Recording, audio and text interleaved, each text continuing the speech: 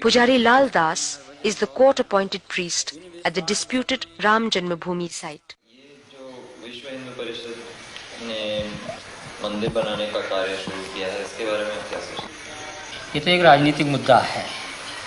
विश्व हिंदू परिषद ने जो कार्यक्रम चलाया है, मंदिर तो बनाने के लिए कोई रोक नहीं था। फिर हमारे यहाँ ऐसा कोई विधान नहीं है कि हम भगवान को अलग हटा करके किसी जगह रखे जाएं, क्योंकि भगवान जहाँ विराजमान हमारे होते हैं हम उसको मंदिर ही मानते हैं। हमारे हिंदू परंपरा ही है, चाहे वो किसी भी मकान में रख दिए जाएं तब भी हम उसको मंदिर ही कहते हैं, क्योंकि भगवान जहाँ विराजमान है वो मंदिर ही होता है। फिर अलग से मंदिर बनाने का कोई औचित्य नहीं है। अगर अलग से भी बनाया जाता तो उस इमारत में जिसमें भगवान विराजमान हैं हम उसको तोड़ना भी नहीं चाहते हैं, और जो लोग तोड़ना चाहते हैं वो इस मुद्दे को लेकर तोड़ना चाहते हैं कि पूरे हिंदुस्तान में एक तनाव की स्थिति पैदा हो और हिंदू मत जो है हमारे पक्ष में हो। उनको ये चिंता नहीं है कि कितना बड़ा जनसंहार होगा, कितने लोग मारे जाएंगे, कितने कटेंगे, कितनी बर्बादियां होंगी, या जो मुस्लिम बाहुल क्षेत्र में हिंदू रहते हैं उनकी क्या परिस्थिति होगी। हमारे देश के सामने तमाम ऐसी समस्याएं हैं कि 1949 से आज तक किसी मुसलमान ने वहाँ कोई अवरोध नहीं पैदा किया। लेकिन जब इन्होंने यह नारा दिया कि बाबर के संतानों से खून का बदला लेना है, तब पूरा देश जो है वो दंगाग्रस्त हो गया और कम से कम हजारों लोग इसमें मारे गए, मौत के घाट उतार दिए गए। लेकिन तब भी इन लोगों ने जरा सा यह महसूस नहीं किया कि यह तनाव जो देश में फैल रहा है, हिंदू मुस्लिम की जो एकता आज हमारे देश में बनी हुई थी, तमाम मुस्लिम शासकों ने मंदिरों को जो जागीरें दी, आज जानकी घाट में माफीनामा मिला, हनुमानगढ़ी के बहुत से भाग मुसलमानों के बनाए हुए हैं, फकीर राम जी का मंदिर मुसलमानों का माफीनामा है। ये तमाम जो जागीरें मुसलमानी शासकों द्वारा मंदिरों में दी गई, और अमीर अली और बाबा रामचरण दास की जो समझौते थे कि हम हिंदू और मुसलमान दोनों एक मिलकर के रहेंगे, उसी जन्मभूमि के पाठ में दो भाग किया गया कि एक तरफ मुसलमान नमाज पढ़ेंगे, एक तरफ हिंदू पूजा करेंगे। ये सारी बातें जो थी उस पर इन लोगों ने पानी फेर दिया। अंदर में इस तरह से दंगे फैलाए गए, ये मात्र एक सांप्रदायिकता का दंगा कुर्सी और पैसे के लिए फैलाए गए, न कि ये राम जन्मभूमि के। मैं तो ये कहना चाहता हूँ, मैं राम जन्मभूमि मंदिर का पुजारी हूँ, मैं बिल्कुल सत्य कह रहा हूँ आपसे कि आज तक विश्व हिंदू परिषद के लोगों ने वहाँ पर एक माला भी नहीं चढ़ाया, भगवान की पूजा अर्चना तक उन लोगों ने नहीं करवाया वहाँ पर। और कब बल्कि उन्होंने व्यवधान डाला। हमने हाई कोर्ट में रिट दायर किया और रिट दायर करके तब वहाँ की भोग व्यवस्था चालू करवाया। तो यहाँ की जनमानस ने कभी इसको स्वीकार नहीं किया, लेकिन इसमें कुछ किराए के साधु जिनको पैसा चाहिए, पैसे पर खरीदे गए, रामशिलाएँ घुमाई गईं। उसके उन रामशिलाओं को उन लोगों ने अपना कमरा, अपना मकान बनाना शुरू किया और काफ़ी जनभावनाओं को उन्होंने दोहन करके और बड़ी बड़ी बिल्डिंगें तैयार कर ली। करोड़ों अरबों रुपए इन लोगों ने इकट्ठा किया, विभिन्न बैंकों में इन्होंने डाला और लाखों रुपया उन्होंने व्यक्तिगत अपने खाते में इन लोगों ने डाला। तो लोगों की हत्याएं हो जाएं, लोग नष्ट हो जाएं, इससे इनको कोई मतलब नहीं। इनको मतलब पैसा मिले, कुर्सी मिले।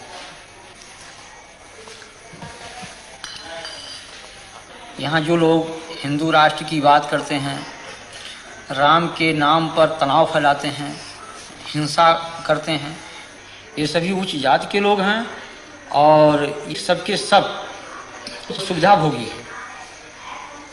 इनमें त्याग और तपस्या और जनमानस का हित लेस मात्र नहीं है। ये केवल धार्मिक भावनाओं को बाहर करके और स्वयं को सुख सुविधा में वो परिणित किए हुए हैं। ये जनहित की बात कर ही नहीं सकते। लेकिन आज बड़े बड़े मठ हैं, करोड़ों अरबों की संपत्ति उसमें है, और हम पैदल छोड़ करके एयरमेल से चलते हैं, फर्स्ट क्लास की टिकट पर चलते हैं, एयर कंडीशन के कमरे में रहते हैं। तो जहाँ पर हम एक तरफ भौतिकवाद, उस भौतिकवादी व्यवस्था से अलग होकर के त्याग और तपस्या और जनहित की बात सोचते थे, उस जगह हम उसको त्याग करके और हम भौतिकवादी व्यवस्था में परिणत हो चुके हैं। तो जब हम भौतिकवादी व्यवस्था में पूर्ण रूप से लिप्त हो चुके हैं तो हम भौतिकवाद की ही बात सोचेंगे, हम उससे परे हट नहीं सकते हैं। तो ये आज के धर्माचार्यों को कि आप क्या कहेंगे? हम तो इनको भौतिकवादी व्यवस्था का एक पोषक मानता हूं मैं।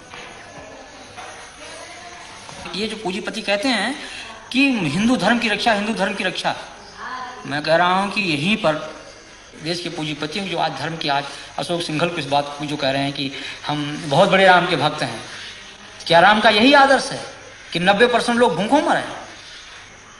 ये हमारे देश की जो विषमता है आज, ये क्या इन धर्माचार्यों की पे नहीं चाहिए? अगर आप बड़े पूंजीपति हैं, आपके पास पैसा है, आपके कहने में एक पूंजीपति समुदाय देश का है, तो उन पूंजीपतियों से पैसा लेकर के उन गरीबों में लगाइए आप, जैसे मदर टेरेसा कर रही है, या और जिन धर्माचार्यों ने किया है, पूर्व जो धर्माचार्यों हमारे ने किया है, उनका अनुकरण करें आप।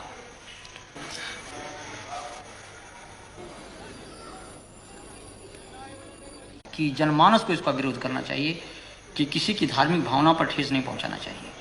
हम किसी के दिल को तोड़े नहीं, हमारा धर्म ये अलाउ नहीं करता है, इस चीज को कभी अनुमति नहीं देता है। राम का हमारा ये जो आदर्श है राजनीति का, वो यही है कि जनता सुखी रहे, और जिस तरह से मुख में हम भोजन डालते हैं पेट को मिलता, सभी अंगों को मिलता, उसी तरह से सारी जनता हमारी है, कोई उसमें छोटा बड़ा कोई उसमें ऐसा नहीं है।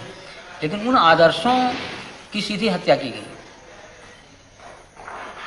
मगर साधु देखो जग बौराना, साच कहो तो मारन धावे, झूठे जगपतियाना। साधु देखो जग बौराना, हिंदू कहत है राम हमारा, मुसलमान रहमाना। आपस में दो लड़े मरत हैं, मर्म कोई नहीं जाना, मर्म कोई नहीं जाना। माला पहिरे टोपी पहिरे, छाप तिलक अनुमाना। बहुतक देखे पीर औलिया, पढ़े किताब कुराना। करे मुरीद कबर बतलावे, उनहु खुदा न जाना, उनहु खुदा न जाना। या विधि हंसत चलत है हमको, आप कहावे जाना। कहे कबीरा सुनो भाई साधो, कहे कबीरा सुनो भाई साधो, इनमें कौन दीवाना, इनमें कौन दीवाना।